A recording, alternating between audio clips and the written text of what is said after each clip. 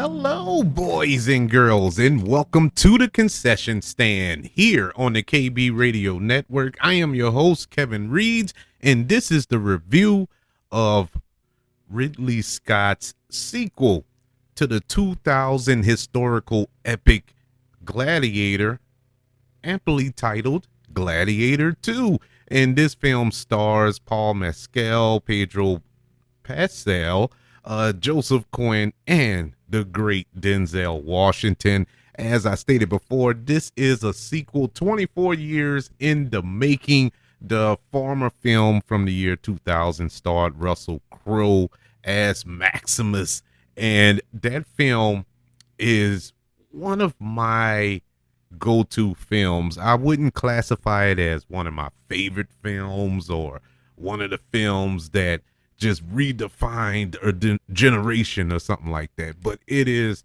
one of those movies that you can put up there as one of the best epic films to come out in the last 30 years, epic wise, large scale wise, that you would normally see back in the 50s or 60s, like Ben-Hur or the Ten Commandments or Lawrence of Arabia type epic films that I'm talking about.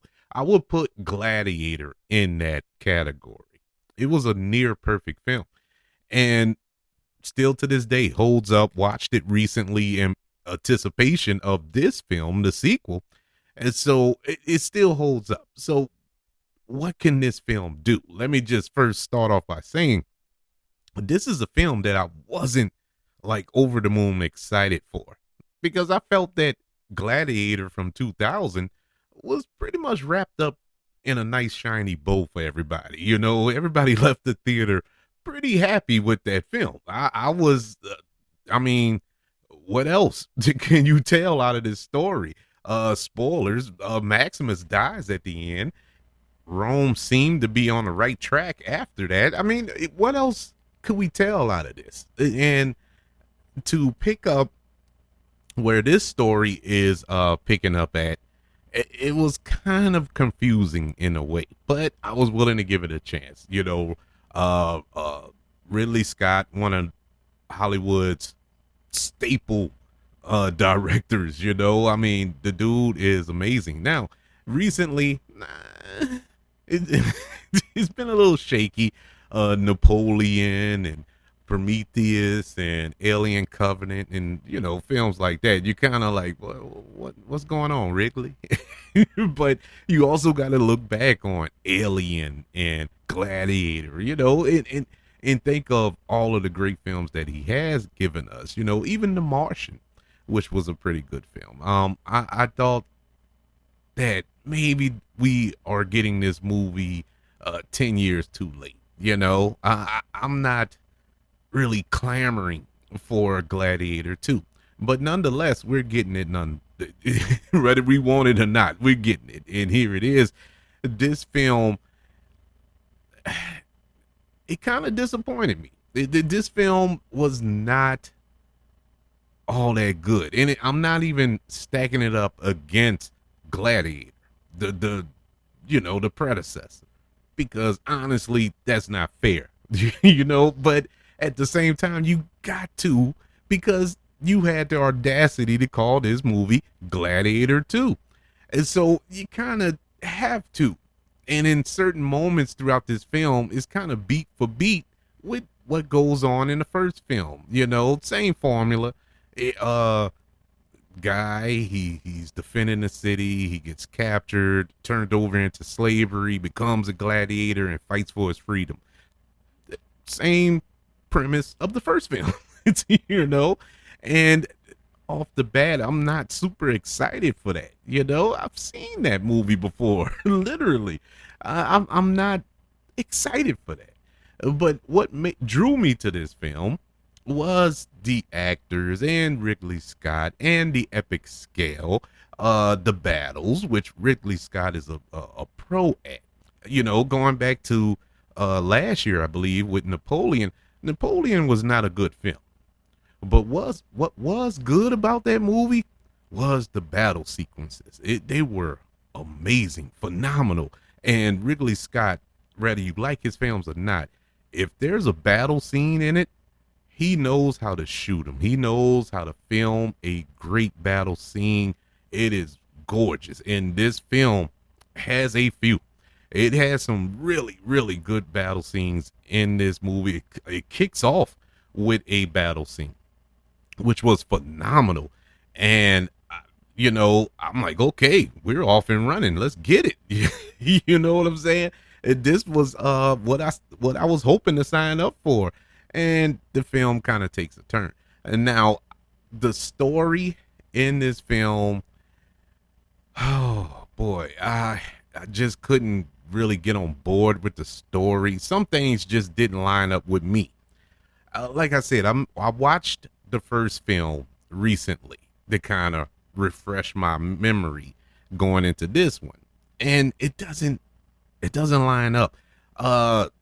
This ain't a spoiler because it was pretty much spoiled in the marketing in the trailers and whatnot. That the lead character who we're following here, portrayed by Paul Mescal, is the son of Maximus and not Lucius. He's Lucius, but Lucilla. And I'm like, wait, that wasn't explained in the first film. That wasn't.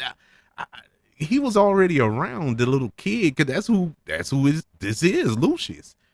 So where that happened? Maybe I missed it, and I'm gonna chalk it up to maybe I missed it, that was his son, or that was explained that was his son, because that had happened before. I'm not a super genius, even though I play one on TV, and so I probably missed it, but I don't think I did.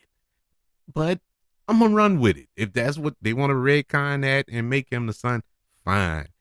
Because in the original, Russell Crowe's character of Maximus was dedicated to his wife and his I think he had a son, but he was murdered.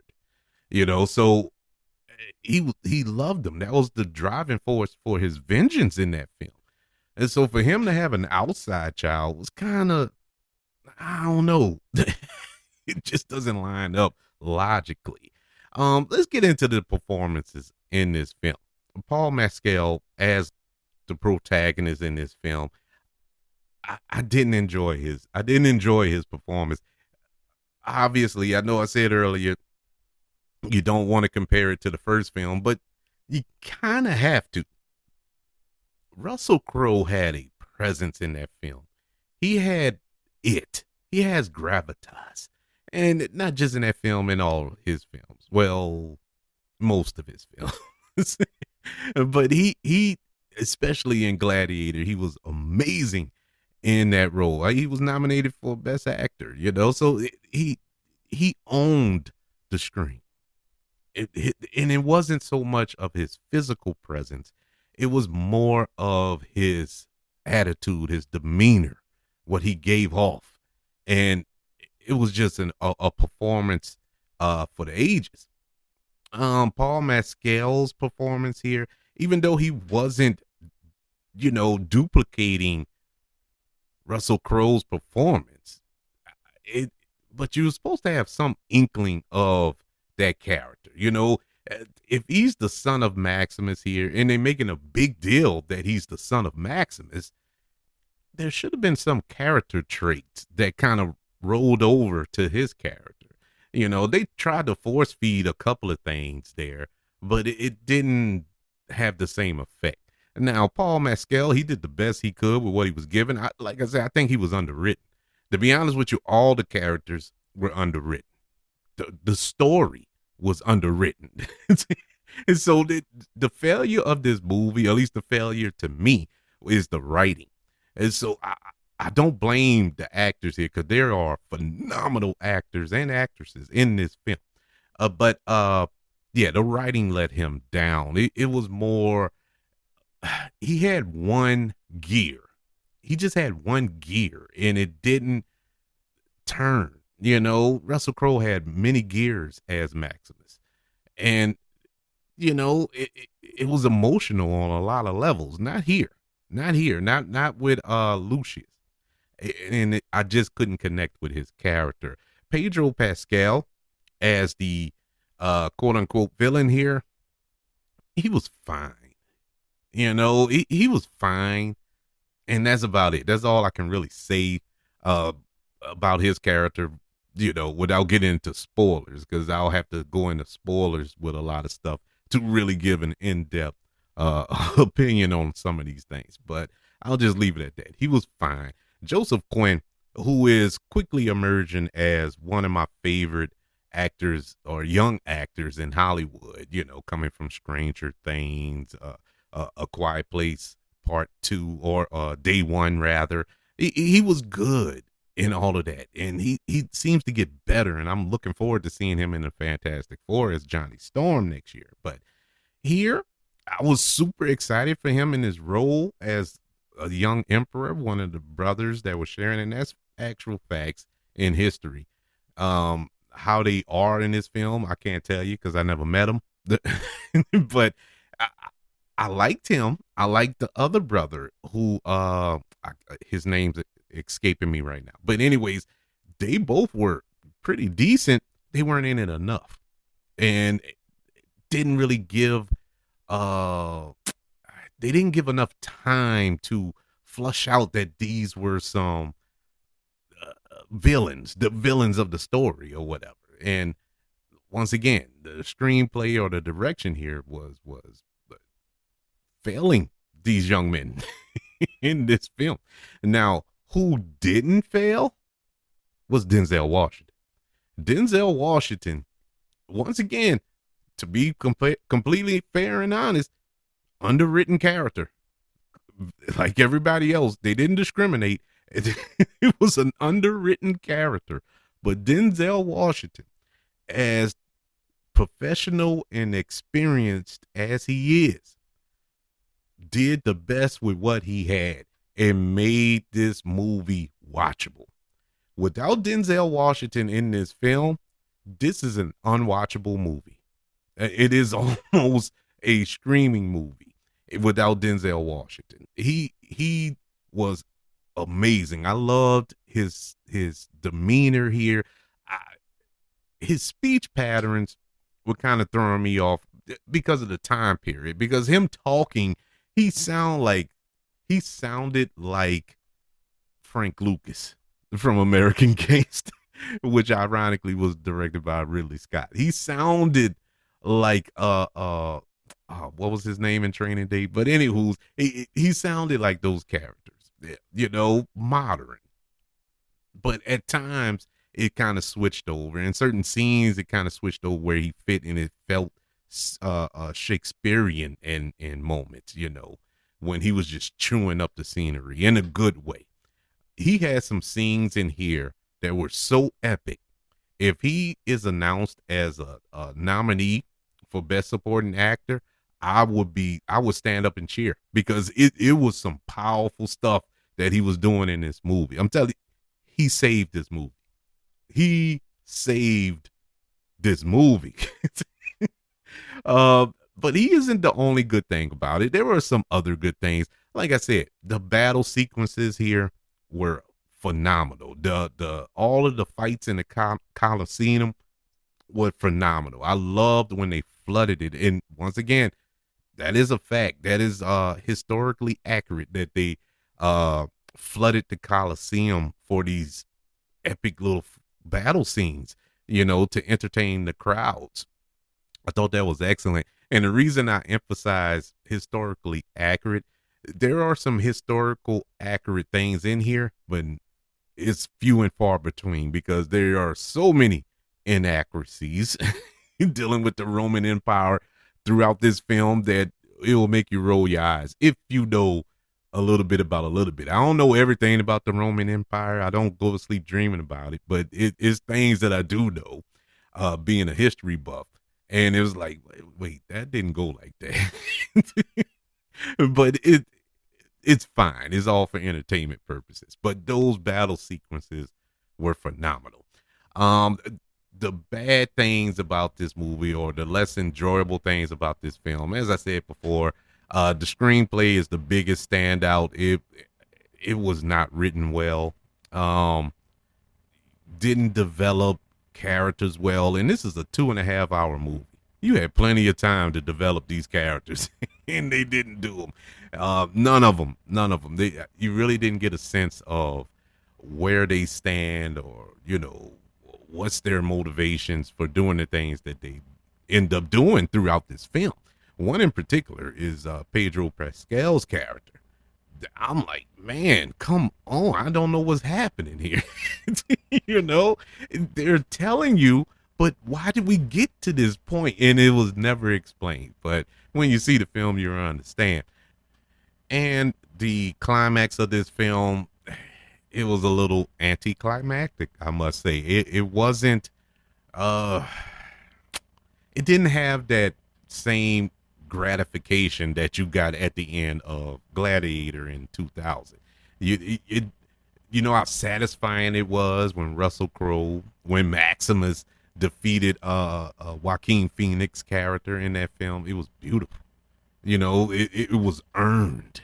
We got to that point. You saw what Maximus went through to get to this point, to get to the main villain. It was like a video game. He had to go through all those levels to get to the big final boss, and he got there and won in sorts, even though it cost him his life ultimately. But he did do what he set out to do.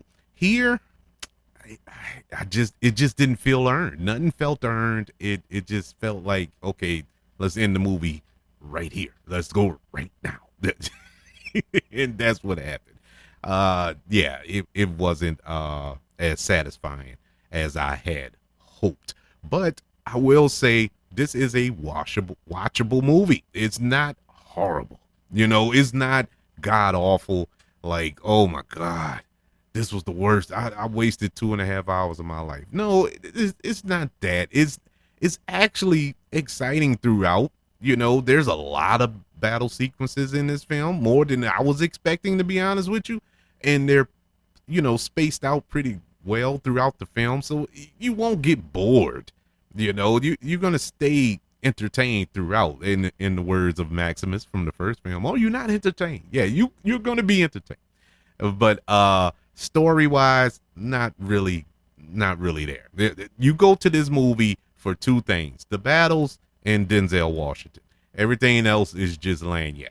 But that's my opinion on Gladiator 2. Also, I wanted to point out, and this is one of the good marks, it is gory. It is very gory, which it needs to be. You're dealing with gladiator battles and war scenes and stuff like that. It's a lot of gore that take place in this film, and that's a plus for me.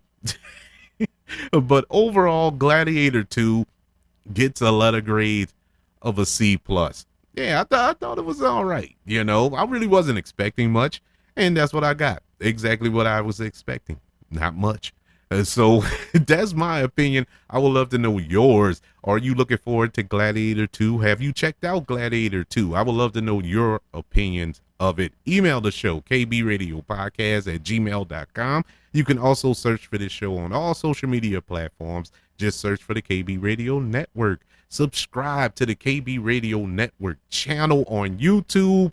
Like this video, share this video, and check out more videos on that channel as well. Don't forget about the 5 stars, the reviews, and sharing this show if you're listening on Apple Podcasts, Spotify, iHeartRadio, wherever you are currently listening to the concession stand here on the KB Radio Network. Everybody, thank you for joining me for this review of Gladiator 2. Want you all to know that I love you. Continue to love everyone, and until we speak again, you all be blessed.